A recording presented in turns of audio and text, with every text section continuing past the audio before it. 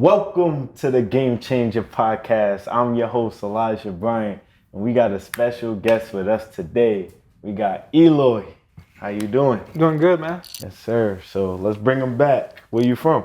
I'm from Arcadia, Florida, like a small town 2 hours south of here. Okay, not I went that to school far. here, so I'm very familiar with Tampa. But yeah, I'm a Florida boy. Okay. Yeah. How was it growing up? My family was a migrant family, so we would go back and forth from Florida to North Carolina, harvesting and then coming back. And we kind of, stabilized here in Florida. And then my dad switched fields into construction, so we stay here like long term. Mm-hmm. So like basically everybody on both sides of my family have been entrepreneurs. To be honest, like there's only my cousins and have only had like actual jobs. Yeah. Like so me and my cousins are probably the only ones who actually have jobs. Because Okay. if you're an immigrant, it's hard to get a job. It's easier just to start a company. Yeah. Yeah. Oh, I like this. This is going to be a good one. So did you start any entrepreneurship hustles as a Always, kid? yeah. Let's talk about because like when we first started, we did harvesting in North Carolina.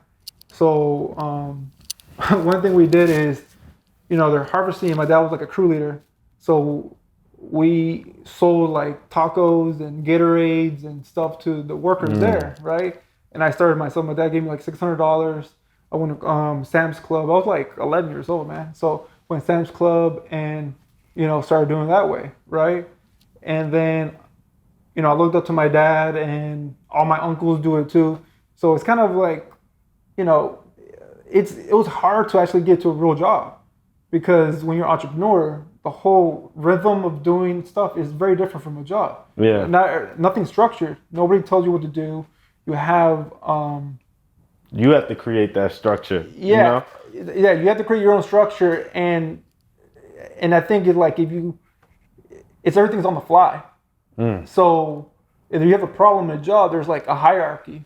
If you have a problem as an entrepreneur, you got to figure that out, or hire somebody to figure it out for you. You got to be very quick on your feet. And I've developed the skills because I used to work for my dad. My dad didn't want me to work for anybody else except him. Mm-hmm. And when you go to like a real job, that's a detriment, because they don't work that way. You have a structure. So did you have any like real jobs? Like Oh yeah, of course, yeah. So I went to USF. My first job was my Citigroup Bank, right? Mm-hmm. It was I shouldn't have got the job. It was way over like my capacity at the time. Mm-hmm. So my job was reporting quarter over quarter changes in like the derivatives to the Federal Reserve on a monthly basis. So like if there's a plus or minus $1 billion variance, I have to report that to the Federal Reserve, right? I wasn't capable of doing that job, right? I didn't last long there because it was way over my head. I was a graduate, whatever. And then I got another job, similar field, right? And I knew I didn't want to do a 9-to-5. Like I'm always on the go. I'm always on the move. And I'm always thinking of ideas. And if you're like typecast in a job all the time in an office cubicle, it's very restrictive, right? And so like I got into like, okay, I don't want to do construction because I hate working outside and stuff. But let me see if I get into real estate. Mm-hmm. So I was trying to figure out what kind of stuff I'm going to get real estate. So I got a whole bunch of stuff from Bigger Pockets, all those books. And during lunch, I will make my lunch, eat it like in 5 minutes, and then run to my car and read books. On Bigger Pockets. Bigger Pockets. So for the day. people that don't know what Bigger Pockets is, can you explain that to them? Yeah. Bigger Pockets is like a real estate forum. It helps people connect with each other in terms of like information of like, there's real estate so broad. It is like hard to find experts in every specific field. So Bigger Pockets kind of brings them together. Brings all the experts in like creative finance and wholesaling, flipping land, flipping houses, fix and flip, all in one website. Yeah. And they're all communicating and helping each other out within this website forum. At the time, it was like 2015, 16. They were the biggest like real estate people. So I listened to their podcast, and then they had a guest on, and I wasn't really sure what I was going to get into because houses, I think, were too out of my depth. I didn't know anything, and I didn't want to like blow all my money and then fail right in the Yeah. house and be underwater. But you could fill with land too. No, you're right, but that's what happened. So I listened to bigger podcasts, and I saw a land guru guy on there, and he was talking about land. I'm like, that's what I want to do because it's a very low barrier to entry. Like it's easier to get in. You don't have to have that much money, and you just gotta hustle. So I really started in 2018, right? Okay. Failed miserably for like 2 years, but I kept on trying to hustle. And I think the biggest mistake I made. So you from that 2018, you said 2 years. You didn't get a deal at all. I didn't get a deal because I wasn't really like. It's my fault. I didn't get a course. I was just trying to learn something from here, learn from this guy, and try to put together. But you don't know what you don't know, and you need a guy who can just tell you from step 1 to step 5 or whatever. You need a whole full thing. You can't just take pieces and try to put it together because you're just gonna be wasting a lot of money and not have no direction at all. Yeah, I think of it as like a course is somebody's blueprint. So all their trials and tribulations they put in one course, list of videos that you could watch and implement yourself. So you didn't do that. So within that 2 years, you trying and failing. But what happened after that now? Yeah, I took a lot of L's on that one. And then I just kept on, trying, right? You never fail until you give up. So that's the kind of mentality I always had. And I was listening to like Ari Tipster, and I saw this other guy doing a completely because land is also could be niched out. There's a lot of different niches you get into land. So, but I heard the way he did it, and I'm like, oh yeah, I could do that. That's way cheaper than the houses. Because houses and the land that our tipster was talking about, it was like bigger pieces, and I didn't have the money. Oh, okay, right? like acres of land. Yeah, because he wasn't talking about like wholesaling. He was talking more about buy like 30% market value and then flip it. But when you're kind of starting out, you might not even have 30%, or maybe you don't over leverage yourself and then can't sell it at the end, right? If you don't know what you're doing. So that's what happened. And I saw this other guy. I learned from his course. I bought the course immediately because I got to take action right now. Like I have to take action. And I got the course, and it took me like a month or 2 to get my first deal. I got my first deal. I bought it myself in Lehigh Acres. Let's talk about this deal. Slow down. So okay, you what marketing channel did you use for this first deal? It was just straight up mail, right? Because that's what everybody at the time was using. How many mailings did you send out in this area? 1,500, I believe. Yeah. 1,500. Yeah. Okay. And I got 3 people call me back, and one of them was really interested in selling it. I had no experience. I was afraid to talk to title companies because like this guy's a faker, like I had like imposter syndrome or whatever, and I was even afraid to talk to title companies at the time. So I didn't even use the title company. I still closed it, right? I don't recommend that now, but at the time I still closed it because I'm like, the title company's gonna charge me like $100 to $1,000. I'm buying this property for $3,000. This was years ago. You can't get that deal now, but. What price you got under contract for? I got it for $3,000, right? And I lived close enough to Lehigh Acres. I drove to the lot. And I'm like, yes, I got it. It was a nice lot. Road was paved, and it was cleared, mostly cleared, right? So when we got to the property, I'm like, let me put a for sale sign right here. I put a for sale sign. As soon as it hit the record, I still closed on it. It hit as soon as it hit the records office, like that means it's official. So I was just refreshing every day, and then I went there, put a for sale sign, and when I was driving back, within an hour I sold it. Wow. They called me. I sold it for $7,000, which in the time was nothing. How did you find the buyer? They called me from the sign. Oh, from the sign. Yeah. Wow. Okay. That's what's up. Yeah. It took an hour to sell that one. I'm like, oh yeah, I'm gonna make money off this now. Like, because immediately, because I'm just gonna repeat this. Because the first one, you get your jitters. I had a website. I spent so much money up front, and it took 2 deals to pay off all the losses I had for the years, right? And then it was easy after that. Yeah. So did you stay in this one specific area? I'm still doing a lot of deals there because then I still even use the same buyer. He's been buying for me for years, and then I got better at both ends, acquisitions and dispositions. So I got a lot better at those two things. Yeah. Okay. So I know from what I see, right? Yeah. Online, I always see you posting your criterias in every group. So you seem like pretty efficient in disposition. Yeah. What are a couple disposition tips you could give the viewers? First, you have to always look for buyers, right? I know you use a lot of builders. Yeah. Like I use builders too, but I use smaller ones because you can control the deal, and they're ones to take deals that bigger guys won't take. So with the smaller ones, sometimes let's say I'm a viewer, right? I can't find those people's numbers. What should I do? You should definitely skip trace them, obviously, and then I know a lot of people, they're really impersonal. So the thing I will do is call them. If you skip trace them, if your audience knows what it is, and call them, and they don't pick up, text message them, and it's like, hey, are you, buying properties in this area? And those two combos make a big difference. And as soon as they text back if they are buying, you want to call them so you could get them. You need to build a rapport. Yeah, you need to build that relationship with these builders. Yeah, it's very important because if you don't build, sometimes they're willing to take something they wouldn't take just because they want to keep the relationship with you because you're giving them good deals, right? That happened to me yesterday actually. I had a brand new guy and he didn't want to take it at the price, but I'll take it just so I could build a relationship with you because I see that you're moving a lot in the area, right? Because I already have a good relationship with a lot of the title companies here, and they could vouch for me, right? Because I always close. I never take a deal I know I can't close. I know a lot of people will get on a contract too high and then pray to sell it. I don't do that at all. I have at least, for me, I think if you have 3 decent buyers, you're good.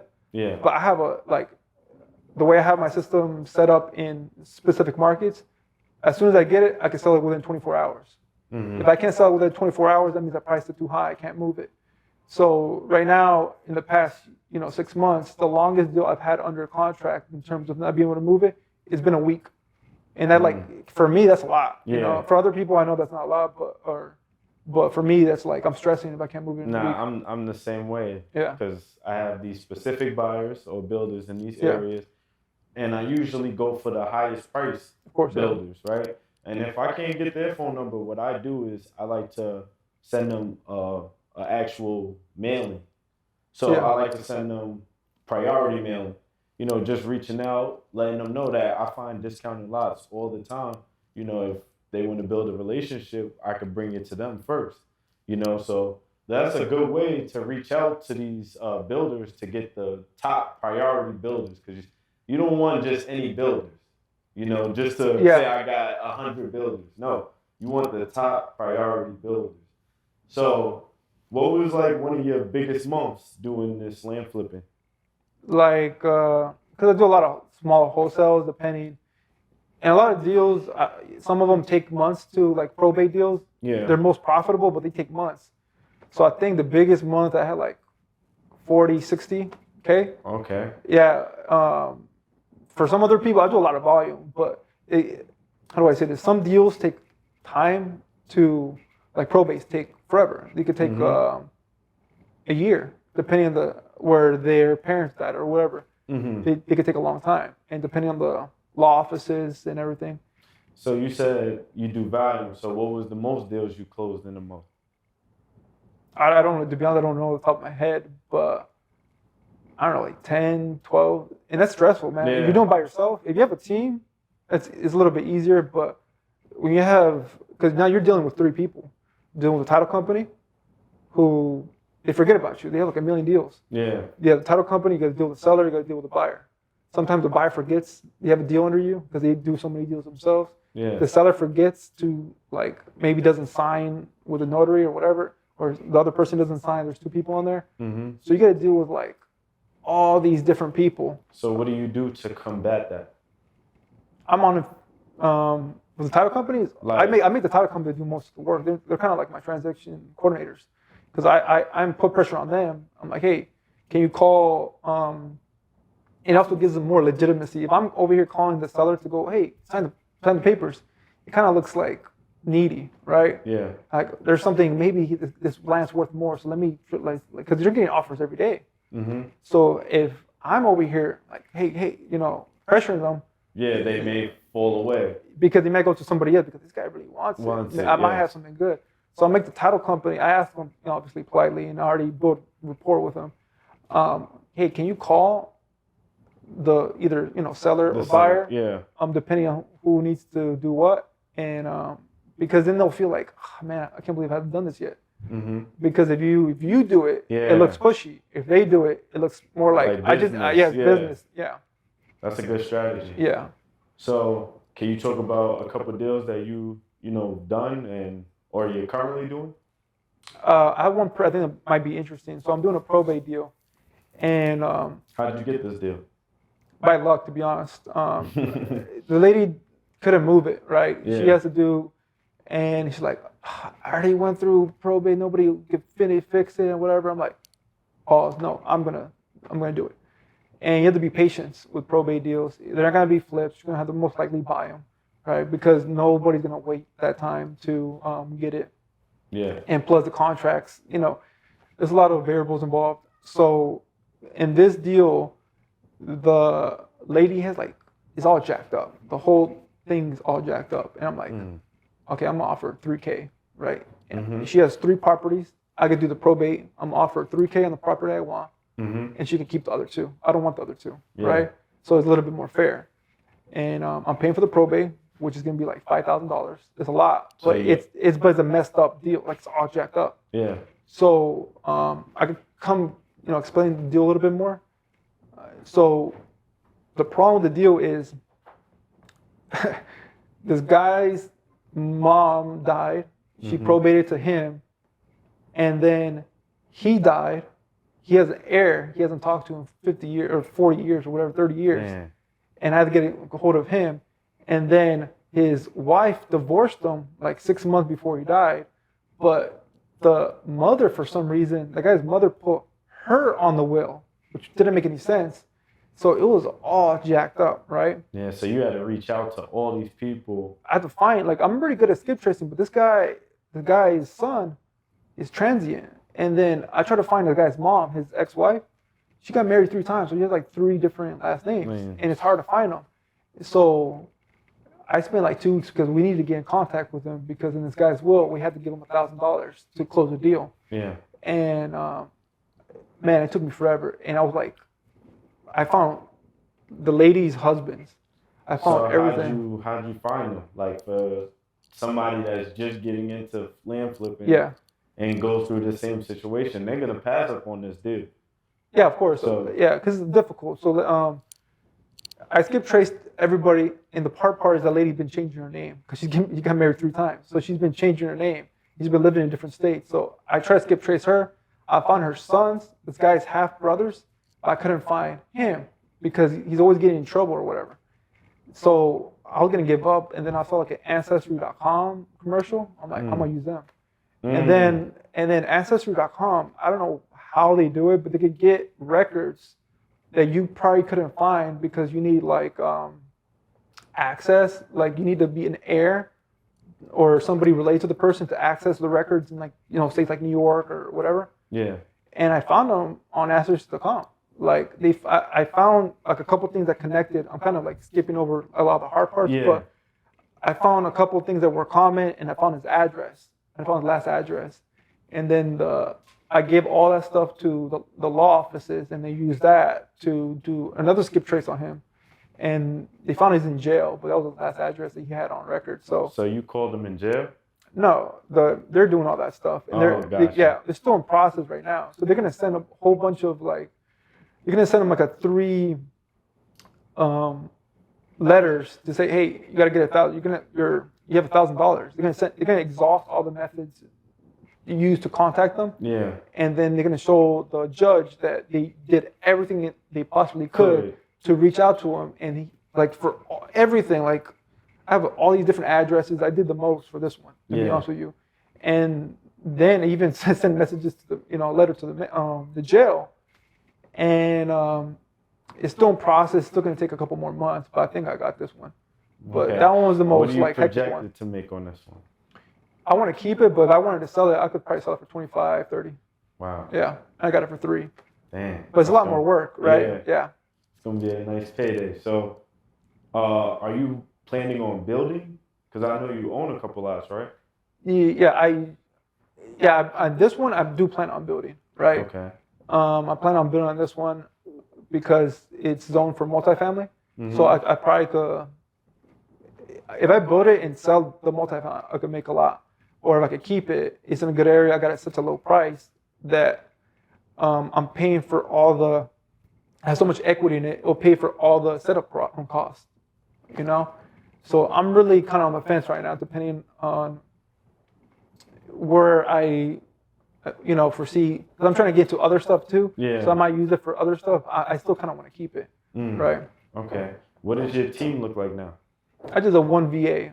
I have one VA, and they're very efficient. I have everything automated. So I have a background in automation. So everything I do is automated. So like I use a lot of Zapier. I'm not sure if you guys heard about it. Yeah. Zapier helps automate, and I've been doing it for a while. So like, I'll give you an example. I'll make a video, right, for my IG, and then I'll put it in a Google Drive, and then it automates everything, and then it makes like a whole blog post from the video. So it transcribes the video, and then I'm using ChatGPT and makes a blog post about something about land, whatever the video was about. And then I use that same energy and automation to automate everything. So my VA, even like if I text message, most of it's automated. The VA just needs to like tag them and then do a couple little things. But most of everything I do is automated because it saves a lot more on. It's more efficient, less errors, and it helps me out. But I know not everybody has that kind of capability. I'm just using the skill sets I learned in finance and data analytics to this. So you're only text messaging right now? I do. I'm going back into mail. Text messaging obviously is going to start going decline. I'm trying to figure exit strategies, but I think the best thing I could do right now is building a network because I'm really good at disposition. So I'm just going to do a lot more JVs going forward. Okay. Yeah. Because I'm really good at handling the transaction. I've done so many JVs. It's just like the natural progression. How many JVs you say you done overall? Yeah. Like probably like 60% of my deals were JVs. Wow. I don't know how many deals I've done. I need to look at my. Yeah. Yeah, I don't know how off the top of my head, but a good portion were JVs, and I think a lot of people are because I handle everything. I do everything. So as soon as they give me the contract, they basically just wait to get paid. They don't do anything. You talk about in terms of the seller? The JV partner. Oh, the JV partner. Gotcha. Sometimes like I ask the JV partner, like, hey, can you call them to let them know that we need the paperwork? Or one time I did call them for them. I was like, hey, I need your paperwork. And then they did it. So I become like a transaction coordinator if I'm doing JV because I want to make sure like the person I'm doing a JV with has like the least resistance. Make sure that they don't have a problem at all in terms of like closing the deal. I do all the back end stuff. I'll talk to I even negotiate a higher price, even though they say they want like it got a lot at 10 grand, and they say they only want 15. I'll go at 17, and most of the time we'll get more money because we're gonna split it 50-50. So I always go a little bit higher from what they want, and because I have really good relationships with some of these people, some of these buyers, sometimes they'll give me more because I have a good relationship with them, even though they have the same buyer. You might have the same buyer. That already happened to me like a handful of times. That the guy like, I sent to this guy, he didn't want it at this price. I got a higher price. It's happened to a lot actually because I have a relationship with them. Right, the title company trusts me and they vouch for me too. Okay. Yeah. So, what is one thing I guess you would tell your 19-year-old self with the knowledge you have now? Start early in terms of entrepreneurship. Like, I never even thought about doing real estate. I will push myself to like kind of learn it a little bit earlier.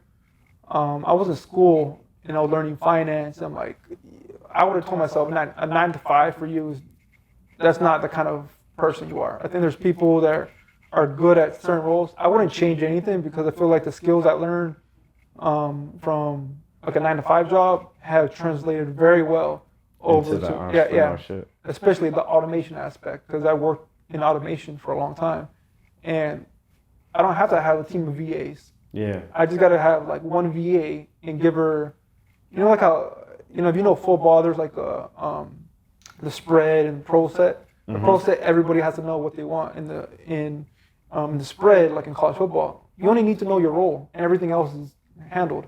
So that's kind of have my system. You just need to do that one job, and that's all they need to do. They only need perfect it. That's all they need to do. And the jobs are very simple tasks. Like they can't make mistakes. And then I vet my VAs. Like I only had one, but I had a lot of failures beforehand. I learned how to get them now, because getting a good VA is difficult. What are some tips on acquiring virtual assistants? Like those Filipino websites that can help you give virtual assistants. Yeah. You have to make it. You make the description, right? The description. I copied somebody else's description that had like similar things, edited a little bit, and I made sure like I put it in bold. You need to put a voice message in your your what do you call it? The application. You have to put a voice message, and you have to explain why you're good at the job. And I had 20 applicants come in, and only 2 of them did it. And I was kind of like slow rolling them, like messaging them every once in a while to see how interested they were. Only 2 of them, so I just eliminated everybody else because they can't pay attention, right? They're just applying to everything. Just saying why they good at it, emailing, but not they just copy and paste. Yeah, they just copy and paste what they did, right? And only 2 of them did it. They sent and then I interviewed her for a little bit, but she really wanted to work. So like after the interview, she's like, "Can I work today?" I'm like, "Give me 20 minutes. I don't really have anything for you to do." But so that one worked out. She's working out very well for me. How long she's been working for you? This one's recent. She's been working like 4 months, but she's been killer. She knows how to do everything. She learns really quickly, and then also you have to use something like Loom or Komodo to train these guys, because for the people that don't know what Loom is, what is Loom?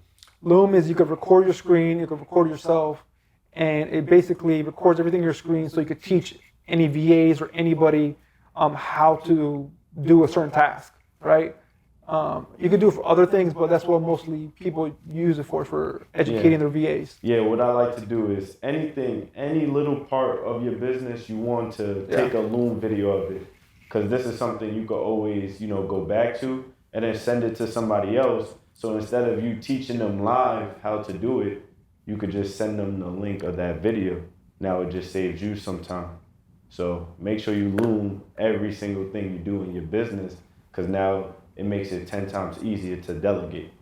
Yeah, and if you have to fire or let go of VA, you don't have to retrain them. The training process is there, and if you have like a good, system, like a good linear system, it makes it so much easier to teach them. Like it cuts just say it took a month to teach your VA how to do it like right. It goes from a month to 2 weeks if you were very thorough on how to teach them. Yeah. What was your biggest deal? My biggest deal wasn't even that big. I'm more of a volume guy. But when I first started out, I got a deal in Poinciana for $2,000. And I sold it at the time. And to be honest, it wasn't even a good lot. I sold it for $25,000. I bought it for $2,000. I look at it as glass half full, and I always trust my gut now, because when I first got it, I didn't want to get it. Like I send the lead to my colleague who does a lot of deals in Arizona. He's like, "Get it, man, get it. If you don't get it, give it to me." And I'm like, This guy's that's on how it they like, get you. this guy's on it like white and rice, like white on rice, and I'm like, nah, man, let's do it together. Yeah. And then we bought it.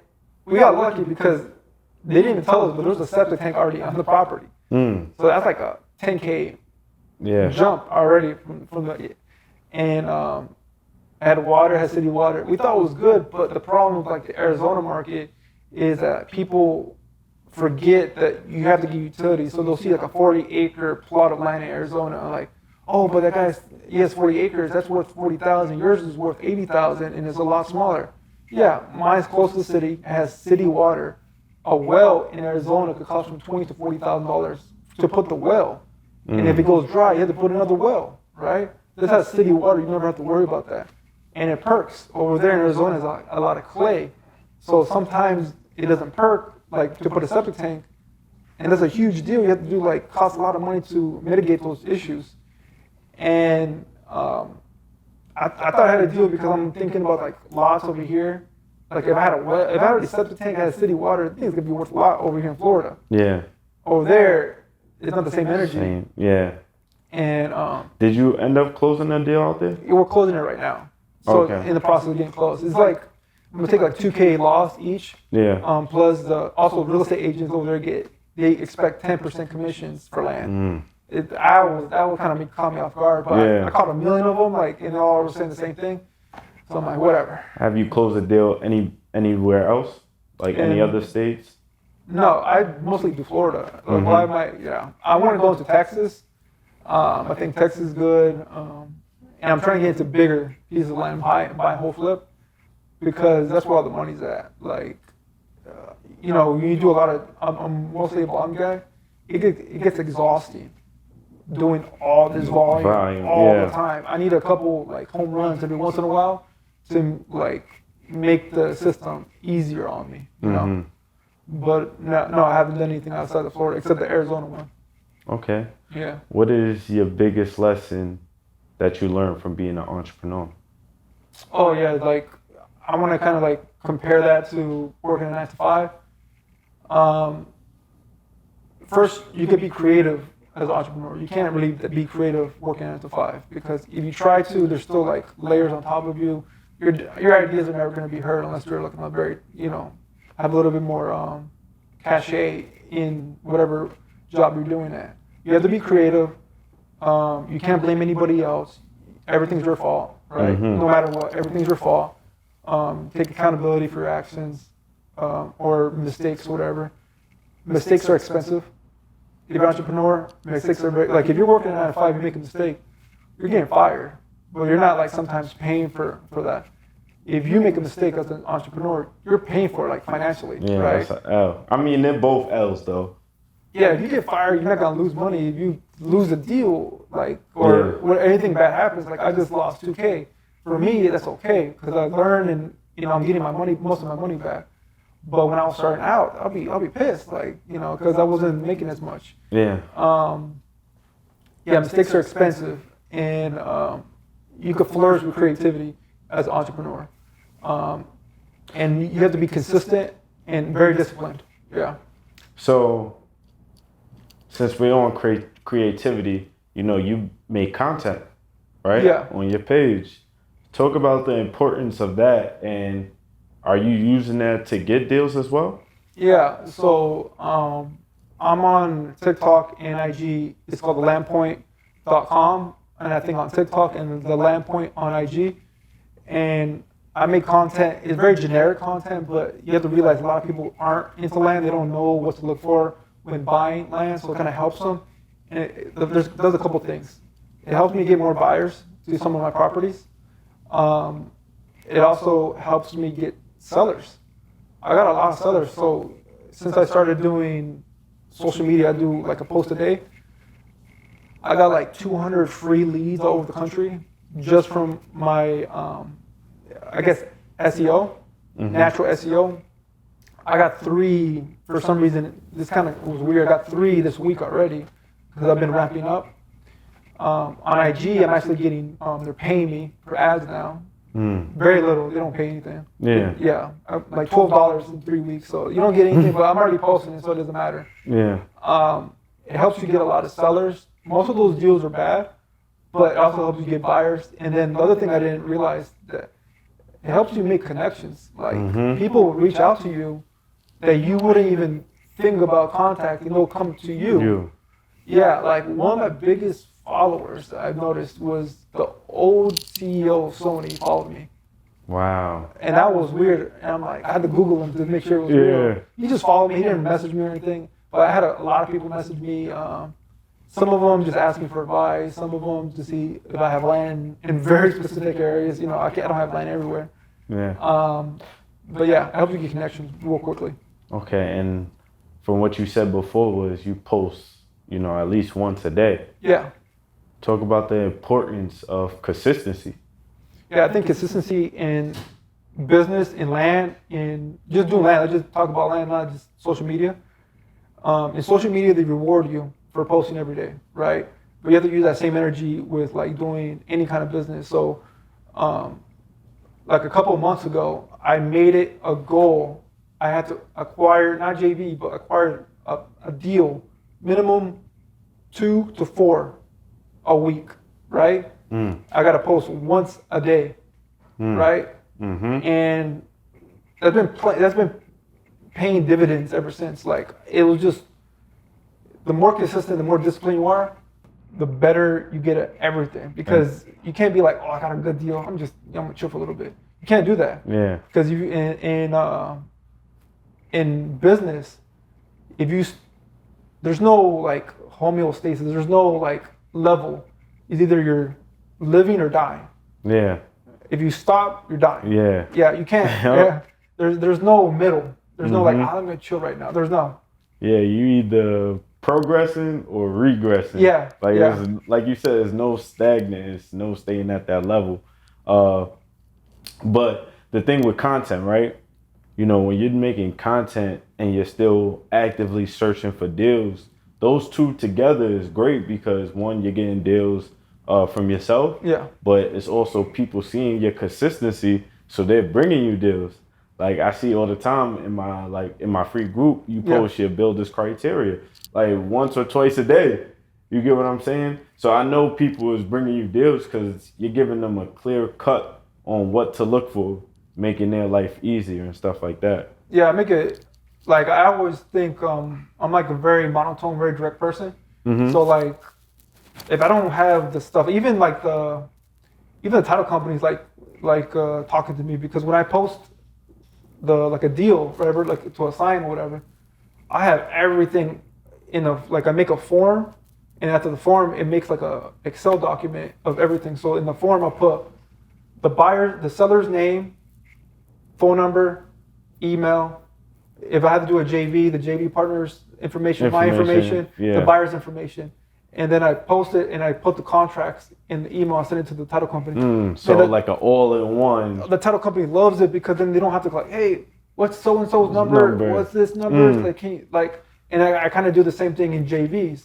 When I work with somebody who does JVs, I'm becoming more strict on who I do deals with, because you don't want to get lumped into a bad situation, right? Yeah.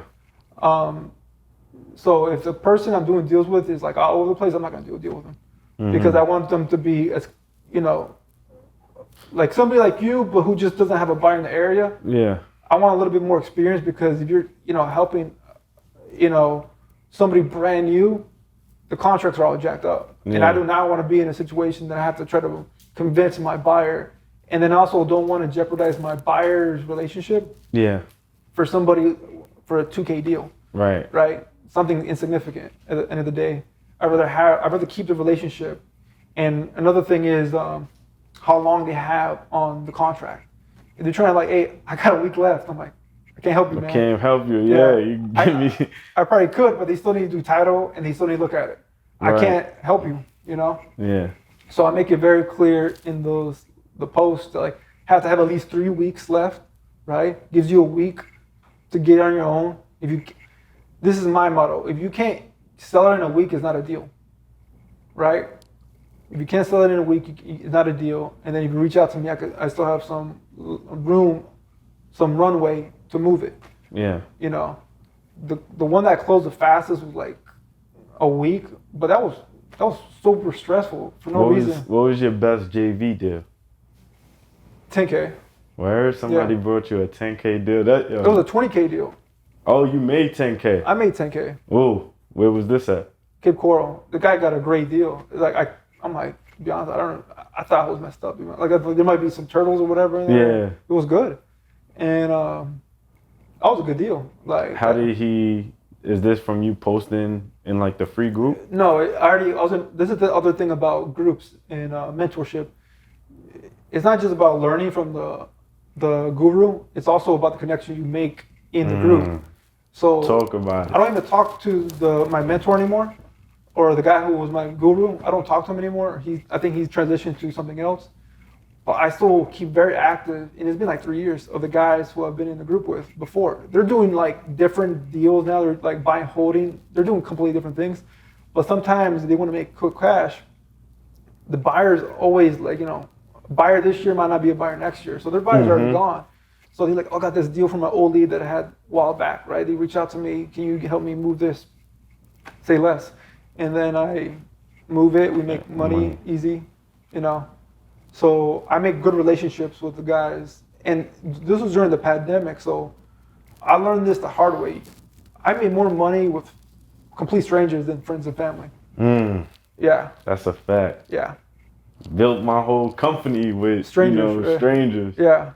When my friends and family seen it from the beginning. So that's definitely true. Yeah. But where can the people follow you? thelandpoint.com. Basically, if you go the Landpoint on Instagram, you'll find me. Thelandpoint.com on TikTok. It's very generic, like information. If you have a little bit of experience, you'll figure it out. It's very common stuff, but it's really good for somebody who doesn't know how to buy or sell land. Okay. Yeah.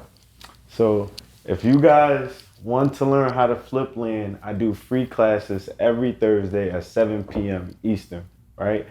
Text land at 813-687-8867. Game changers. It was lit.